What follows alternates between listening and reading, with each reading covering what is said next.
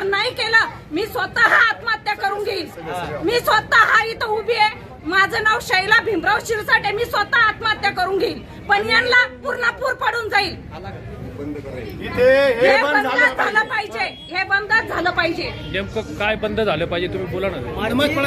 नमाज जे आहे ते अनलिगली जे आहेत ते बंद, आम्ही म्हणत नाही तुम्ही डायरेक्टली बंद करा। तुमचं जे आहे जे तुमचं आहे जे तुमचे जिथं आहेत दिलेले मस्जिद आहेत दिलेल्या त्या मस्जिद तुम्ही चालवा, पण अनुकृत जे आहे ते का चालवताय, का करताय? आम्हाला नाही आमचं मंदिर उभा करू शकत का? आम्ही इथं मोठं काहीतरी लावून देऊ, चालेल का?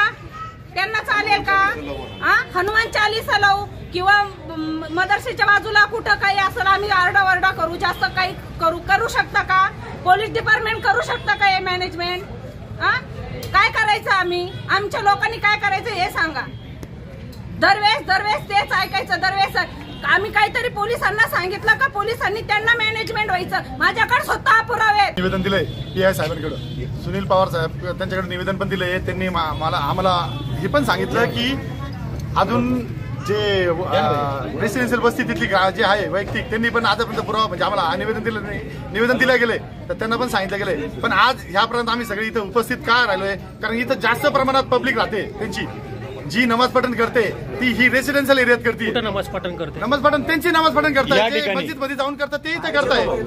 हे काय ते सांगता आमच्याकडे पुरावा आहे का आमची ही मस्जिद आहे? स्वतः बोलले ते इथं बोलून गेला। आज त्यांना 2-3 त्यांचा वकील आहे, वकील सुद्धा बोलला की आमच्याकडे पुरावा आहे, तुमच्यावर कारवाई होऊ शकते, तुम्ही आमच्यावर ते म्हणता।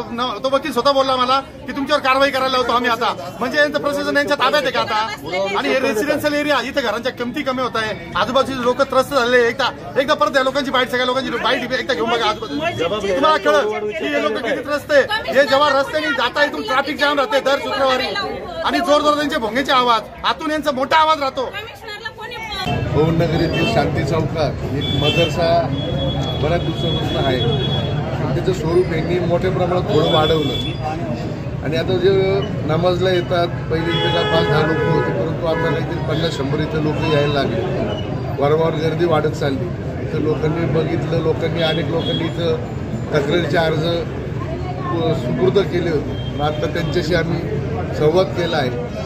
DCP मॅडम पण इथे 5-10 मिनिटात पोहोचतील, नियमांनी जे काही असेल ते करू, पुढची कारवाई आम्ही इथं आता लोक आंदोलनाला बसले आहेत। इथं मला वाटत नाही लोक इथून लवकर उठतील, कारण की प्रचंड संतापाची ही लाट इथं दिसून येत आहे।